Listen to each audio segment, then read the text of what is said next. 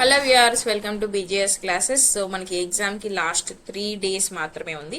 So ఈ 3 days లో మిమ్మల్ని ఇది చదవండి అది చదవండి అని నేనైతే సజెస్ట్ చేయను. What ever you have read, మీరు లాస్ట్ ఈ 6 months కావచ్చు, 8 months నుంచి కావచ్చు, ఏదైతే ప్రిపేర్ అవుతున్నారో ఇప్పటి వరకు ప్రిపేర్ అయ్యారు, దట్ ఈస్ ఇనఫ్ అనమాట. మీరు ఎగ్జామ్ కి ఫస్ట్ నుంచి ప్రిపేర్ అవుతూనే వచ్చారు కాబట్టి ఈ లాస్ట్ డేస్ లో ఎక్కువ హడావిడి చేసి టెన్షన్ పడి మాత్రం చదివింది కూడా మర్చిపోవద్దు. చదివిన దాన్ని ఇంకొకసారి చూసుకోవడానికి ట్రై చేయండి. దీనిలో లాస్ట్ మినిట్ టిప్స్ గా నేను మీకు చెప్పేది ఏంటి అంటే, ఫస్ట్ వన్ మీకు ఏముంటుంది, FPO తానేదార్ వాళ్ళకి క్వాలిఫైయింగ్ టెస్ట్ అనేది ఉంటుంది. 9th మార్నింగ్ మీకు క్వాలిఫైయింగ్ టెస్ట్ ఉంటుంది అనమాట. అగైన్ ఇంకొక అప్డేట్ నేను ఇక్కడ ఏం చెప్పాలి అనుకుంటున్నాను అంటే, హాల్ టికెట్స్ డౌన్లోడ్, చాలా మందికి హాల్ టికెట్స్ మళ్ళీ డౌన్లోడ్ చేసుకోమని మెయిల్ అనేది రావడం జరిగింది అని చాలా మంది స్టూడెంట్స్ అడిగారు నన్ను. సో మీ హాల్ టికెట్ సెంటర్ అనేది చేంజ్ అయినా, కొంతమంది స్టూడెంట్స్ కి చేంజ్ అయ్యాయి, బట్ కొంతమందికి చేంజ్ కాలేదు, అయినా మెయిల్ వచ్చింది. కొంతమందికి అసలు మెయిలే రాలేదు. మీకు మెయిల్ వచ్చినా రాకపోయినా మళ్ళీ ఒకసారి రీడౌన్లోడ్ చేసుకోండి, నష్టమేం లేదు కదండి. ఒకసారి మళ్ళీ రీడౌన్లోడ్ చేసుకోండి అండ్ దాన్ని తీసుకెళ్లి ప్రింట్ తెచ్చుకోండి. సెంటర్ చేంజ్ అయిన వాళ్ళు ఒకసారి కరెక్ట్ గా చూసుకొని వెళ్ళండి. ఎందుకంటే సెంటర్స్ లో మీకు కొన్ని వెన్యూ కోడ్స్ అనమాట, లైక్ ఆ కోడ్స్ ఏదైతే నెంబర్స్ ఇచ్చుంటాయో అవి కూడా చేంజ్ అయ్యాయి, విచ్ ఇస్ నథింగ్ బట్ వాళ్ళ యొక్క బ్రాంచెస్ ఆర్ బిల్డింగ్ బ్లాక్స్ ఏవైతే ఉంటాయో ఆ బ్లాక్స్ చేంజ్ అయిన వాళ్ళకు కూడా ఈ యొక్క హాల్ టికెట్స్ అనేది మళ్ళీ డౌన్లోడ్ చేసుకోవాల్సి ఉంటుంది. సో ఎందుకు ఆ ప్రాబ్లమ్స్ అన్ని తెచ్చుకోవడం, ఒకసారి రీడౌన్లోడ్ చేసుకుంటే సరిపోతుంది. Okay, and coming to the qualifying test. So qualifying test అనేది మీకు మార్నింగ్ ఉంటుంది ఆన్ 9th. సో మనందరికీ తెలిసిందే 45 minutes ఉంటుంది, 1 question. ఇప్పటి వరకు అయితే మనకున్న ఇన్ఫర్మేషన్ ఓన్లీ 1 question మాత్రమే ఇస్తారు. ఆ 1 question మీరు రాయాలి, 50 marks కి ఉంటుంది.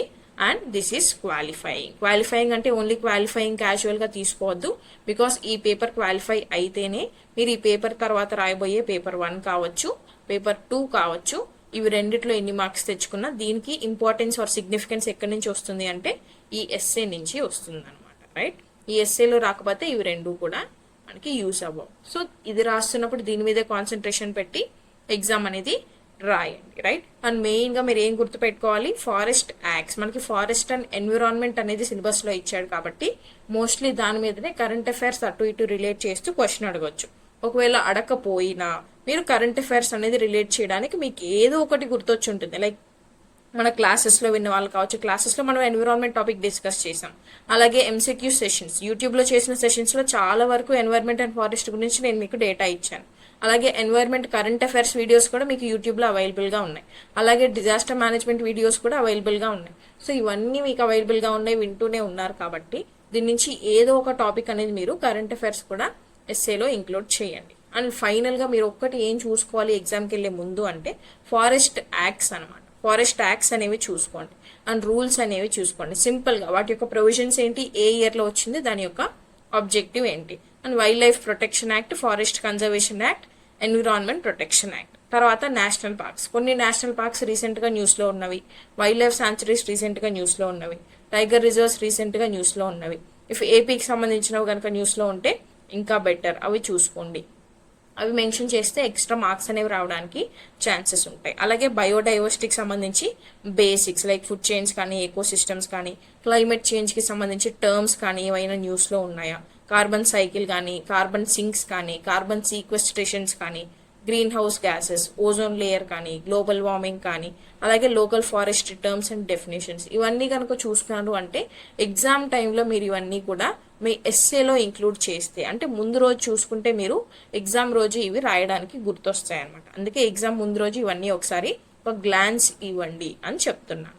Right, this is with respect to SA. And మీరు ఏమైనా షార్ట్ నోట్స్ కనుక, నేను ఆల్రెడీ చెప్పాను, ఇన్స్టెంట్ షార్ట్ నోట్స్ అనేది మెటీరియల్ నుంచి తయారు చేసి పెట్టుకోండి, ఎగ్జామ్ ముందు రోజుకి యూజ్ అవుతుంది అని. సో ఈ షార్ట్ నోట్స్ కనుక మీరు తయారు చేసుకొని ఉంటే ఈ షార్ట్ నోట్స్ అనేది ఎగ్జామ్ ముందు ఒకసారి రివైజ్ చేసుకొని ఎగ్జామ్కి వెళ్ళండి. రైట్,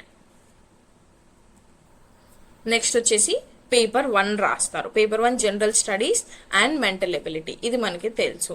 సో మీరు ఈ జనరల్ స్టడీస్ మెంటల్ ఎబిలిటీ అన్ని కవర్ చేశారా లేదా అనేది ఒకసారి చూసుకోండి. ఇఫ్ కవర్ చేయకపోయింటే ఈ 2-3 days లో హడావిడిగా కవర్ చేయొద్దు, కవర్ చేయగలిగినంత వరకు మాత్రమే చేసుకోండి. హడావిడిగా చేస్తే మీరు చదివింది కూడా మర్చిపోతారు, ఆల్రెడీ మీ బ్రెయిన్ లో ఉన్నది కూడా మర్చిపోతారు అనమాట.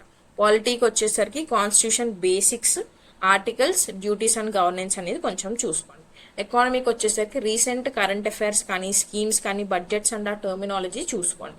జియోగ్రఫీకి వచ్చేసరికి ఇండియన్ ఫిజికల్ ఫీచర్స్ ఎక్కువ చూసుకోండి, అలాగే రిసోర్సెస్ గురించి చూసుకోండి, బికాస్ మనకి ప్రిలిమ్స్లో రిసోర్సెస్ మీద క్వశ్చన్ అనేది అడిగాడు.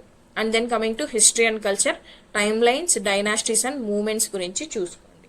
మోడర్న్ హిస్టరీ ఎక్కువగా ఫోకస్ చేస్తే బెటర్. అండ్ ఏపీకి సంబంధించిన హిస్టరీ కూడా చూసుకోవాలన్నమాట. ఇవన్నీ ఏపీకి సంబంధించి కూడా చూసుకోవాలి. ఏపీ హిస్టరీ కావచ్చు, AP geography and then AP economy. అలాగే coming to current affairs, first last 6 months అనేవి కంప్లీట్ చేసుకోండి. అవి కూడా అయిపోయాయి అనుకుంటే దానికి ముందు 6 months కూడా కవర్ చేసుకోండి. అండ్ దీంట్లో ఏపీ కరెంట్ అఫైర్స్ చూసుకోవాలి, అలాగే నేషనల్ కరెంట్ అఫైర్స్ కూడా చూసుకోవాలి.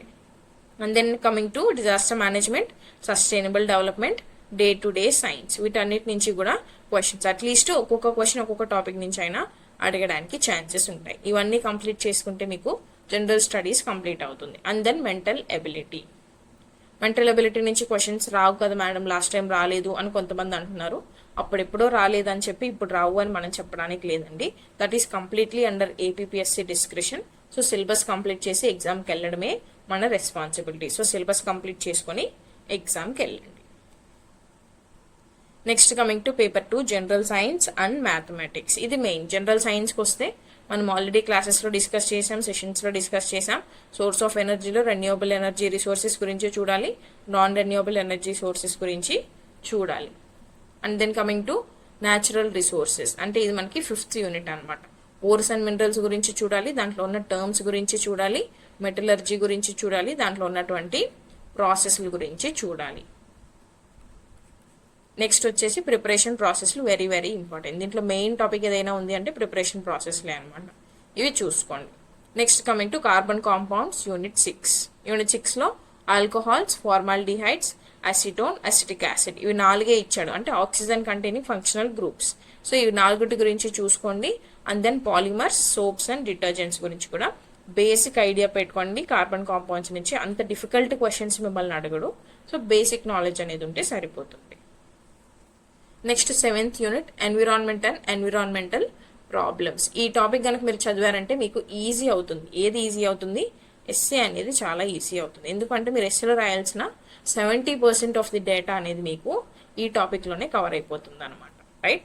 ఎందుకు? బికాస్ పొల్యూషన్ గురించి కావచ్చు, biodegradable, non biodegradable materials, water conservation, global warming, waste management, green house effect, acid rain, ozone layer depletion, forest loss, acts, conventions, protocols అన్నీ కూడా ఈ చాప్టర్లోనే కవర్ చేశాం.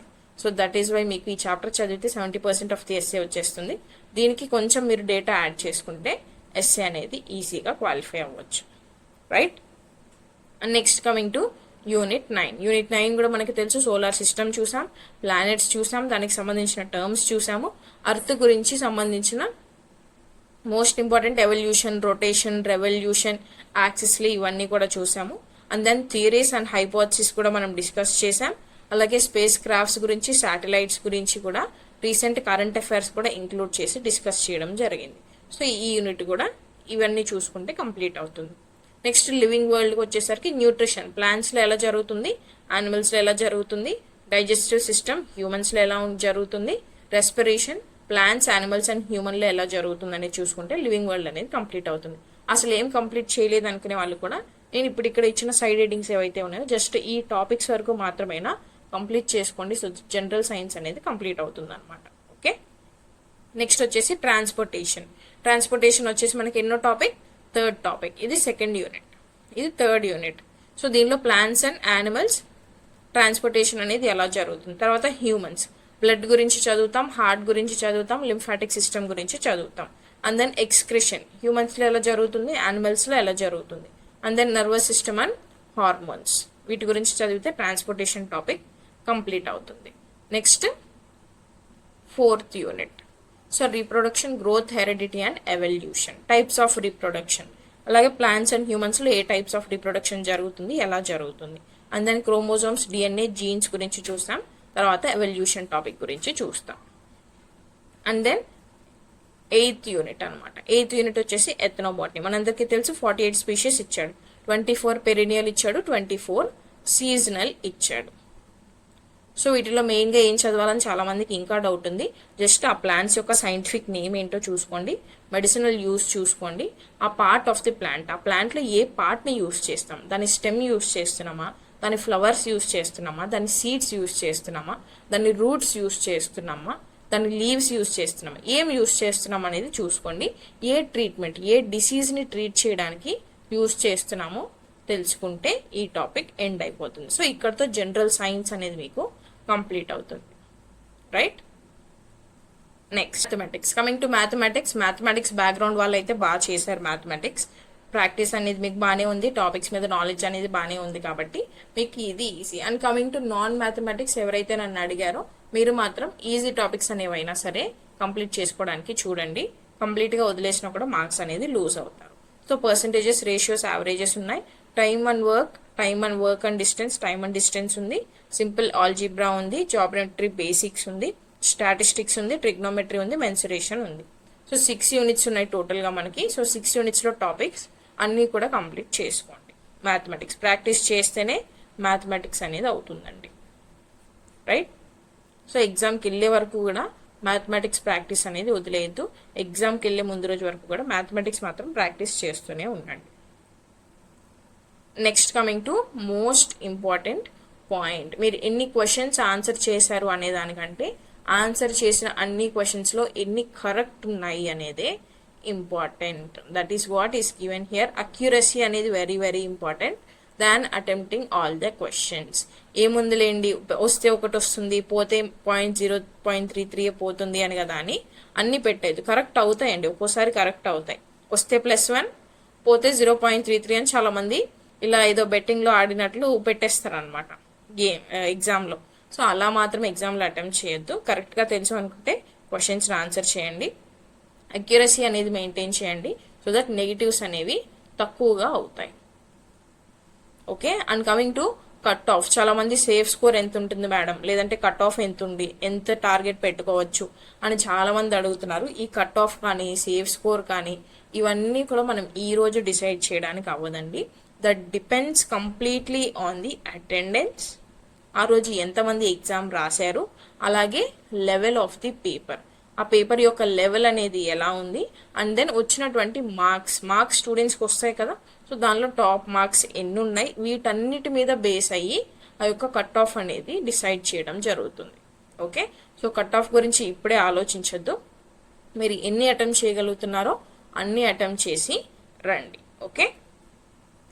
And next coming to exam హాల్లో మీరు తీసుకోవాల్సిన కొన్ని ఇన్స్ట్రక్షన్స్ గురించి మాత్రం చూస్తే, క్వశ్చన్ని ఫుల్గా ఫస్ట్ చదవండి before going to the options.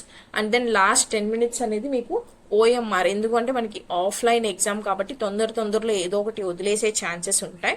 So complete details కనుక ఫిల్ చేయకపోతే OMR ఇన్వాలిడ్ అవుతుంది, రైట్. సో అందుకే OMRని లాస్ట్ 10 minutesలో కానీ 5 minutesలో కానీ ఒకసారి OMRలో అన్ని డీటెయిల్స్ ఫిల్ చేశారా లేదా అనేది చెక్ చేసుకోండి. Roll number and booklet code very important. మిస్టేక్స్గా ఫిల్ చేయొద్దు. మిస్టేక్ ఫిల్ చేశారు అంటే అక్కడికి ఎగ్జామ్ గాన్.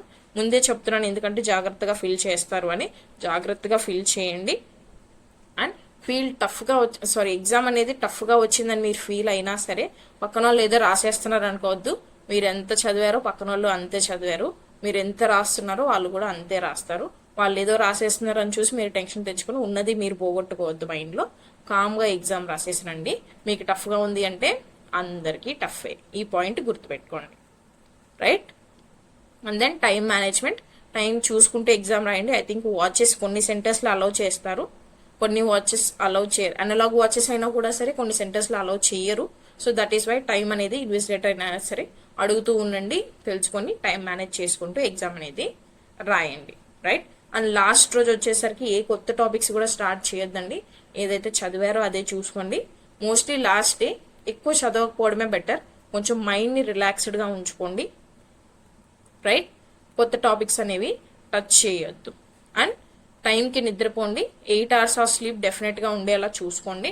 టయర్డ్గా వెళ్ళి ఎగ్జామ్ అనేది రాయొద్దు, సిల్లీ మిస్టేక్స్ చేస్తారు, right. So these are the instructions I wanted to give.